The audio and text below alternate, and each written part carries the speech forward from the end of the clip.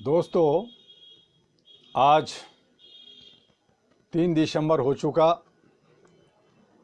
और आज का कोट है, विचार है, a smile can make short work of any difficulty. A smile can make short work of any difficulty. और अति व्यस्तता किसानों पे नज़र। आज किसानों के लीडरों के और हमारे भारत सरकार के मंत्रियों के बीच में मीटिंग चल रहा है इस वक्त। देखें क्या होता है, लेकिन जो रवैया भारत सरकार का है वो ठीक नहीं है और हमारे अन्नदाता किसान परेशान हैं। तो इसकी लड़ाई अभी थोड़ी और लंबी चलेगी, ऐसी मेरी आशा है। लेकिन आज कोशिश हो रही है कि ये बात ख़त्म हो और सरकार जो है किसानों के हित में सोचे और काम करे। कल हमने कहा था कि बहुत सारे हमारे भ्रष्टाचार के कई कारण हैं। जो हमारे भ्रष्टाचार व मानवाधिकार किताब है उसको मैं कोर्स कर रहा हूँ डेली, चूँकि लोगों तक वो किताबें नहीं पहुँचती है।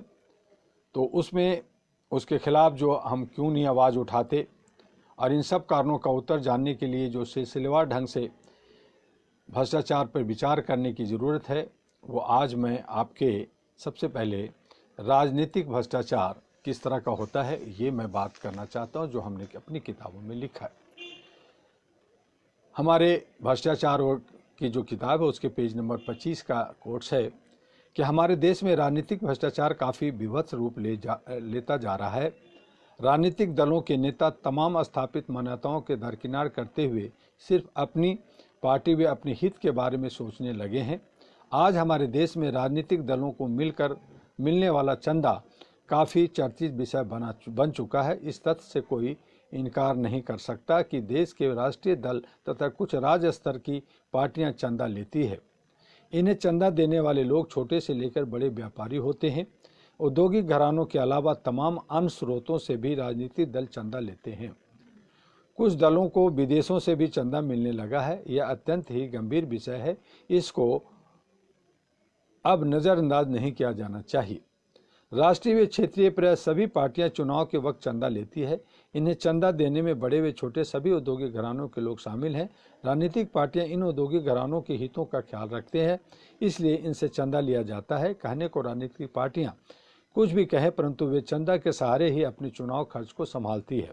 प्राय यह देखा गया है कि लोकसभा चुनाव के बाद कुछ ऐसी चीज़ों के दाम बढ़ जाते हैं जिनके प्राय हर तबके के लोग प्रयोग करते हैं।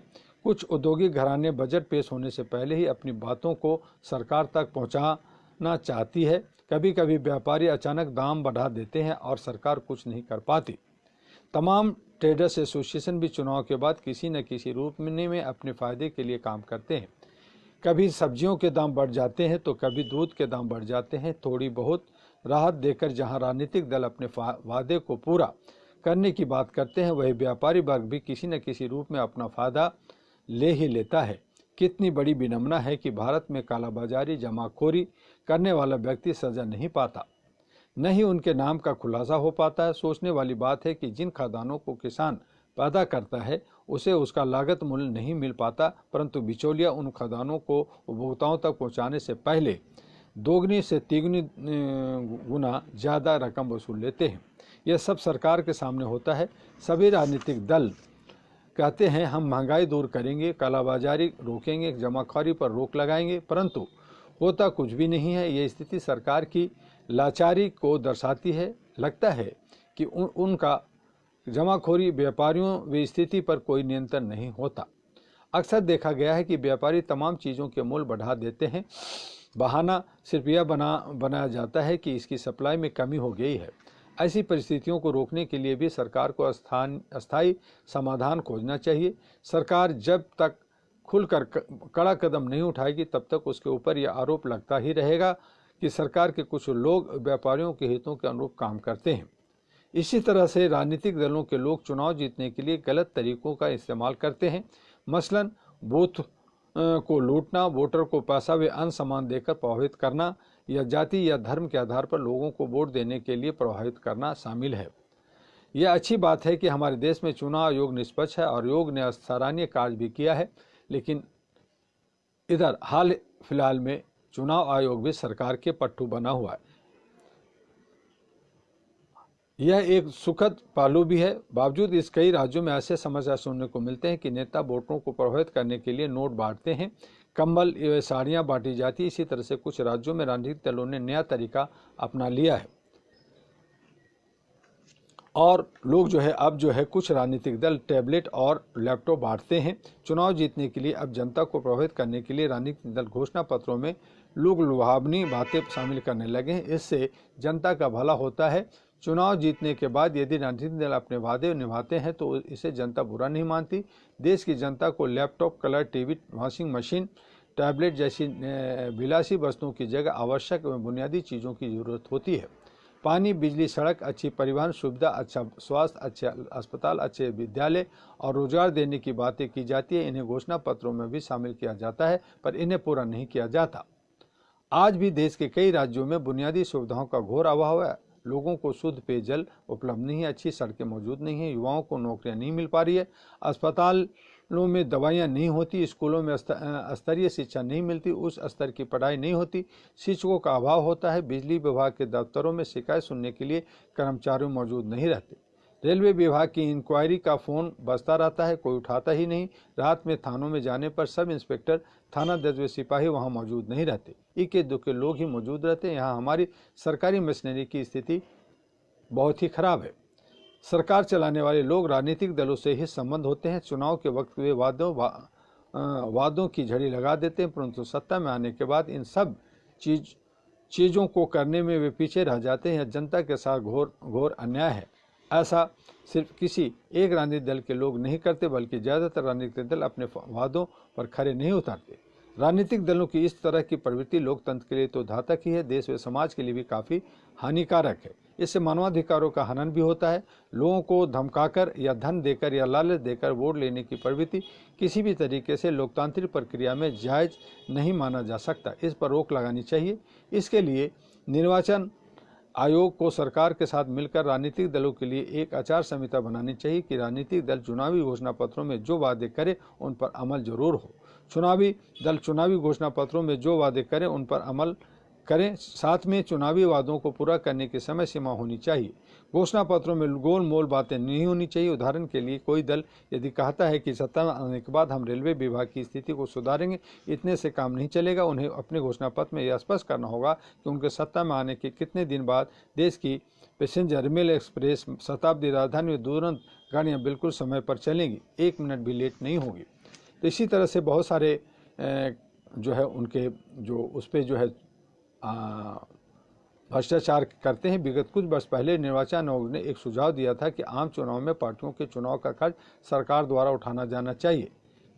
इस सुझाव पर राजनीतिक दलों का पूरा सहयोग नहीं मिला और ये all India human rights association का मांग है कि सारे इस खर्चे जो है चुनाव आयोग का, या चुनाव का जो प्रक्रिया है वो चुनाव आयोग द्वारा होना चाहिए और वहाँ पे एक रिकॉल सिस्टम होनी चाहिए और उस पर किसी तरह का सरकारी हस्तक्षेप नहीं होनी चाहिए।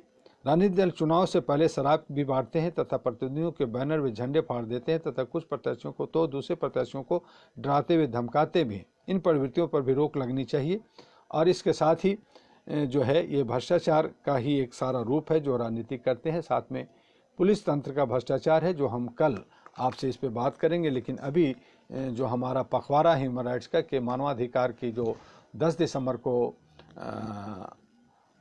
वर्ल्ड ह्यूमन राइट्स डे हम लोग मनाते हैं, उसको हम लोग एक तो 10 दिसंबर को वर्ल्ड ह्यूमन राइट्स डे को सेलिब्रेट करेंगे ही, साथ में आपको ह्यूमन राइट्स पे एक बुकलेट भी लॉन्च करने जा रहे हैं और एक ग्लोबल अहरा का एक शानदार ऑफिस का निर्माण हो रहा है, धीरे धीरे उस पर काम चल रहा है। तो उसका भी 10 दिसंबर का हम एक तरह से कहिए कि वर्चुअल उद्घाटन हम लोग कर रहे हैं और उसका काम जैसे ही कोरोना को पॉजिटिव कोविड-19 का प्रकोप ख़त्म होगा तो हमारे भारत के विभिन्न हिस्सों से लोग आएंगे और वहाँ से फिर हम लोग देश विदेशों का कार्यक्रम रखेंगे और भारत के सभी भागों में हिस्सा में प्रोग्राम रखेंगे।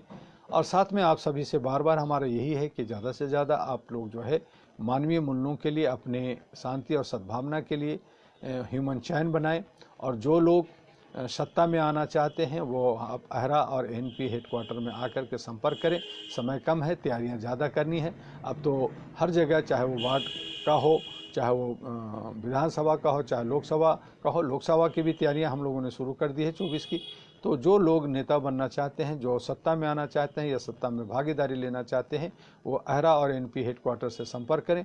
और जो लोग जैसे जी रहे हैं वैसे जीते रहें, क्योंकि हम गुलाम हैं और गुलाम रहने की जो प्रवृत्ति है, तो उसमें जो डर है, जो आगे बढ़ने की जो लालसा नहीं है, और हम बोलते रहते हैं, हम धरना प्रदर्शन देते हैं, अपना विरोध भी रोज़ भी व्यक्त करते रहते हैं, लेकिन ये सारे रोष और सारे धरना प्रदर्शन, सारी बातें वो तभी कारगर हो सकती है, तभी सार्थक हो सकती है जब आप सत्ता में जाएंगे या सत्ता के भागीदार बनेंगे। तभी आप जो है व्यवस्था परिवर्तन की बात करते हैं या कुछ और भी बदलाव की बात करते हैं, विकास की बात करते हैं, निर्माण की बात करते हैं।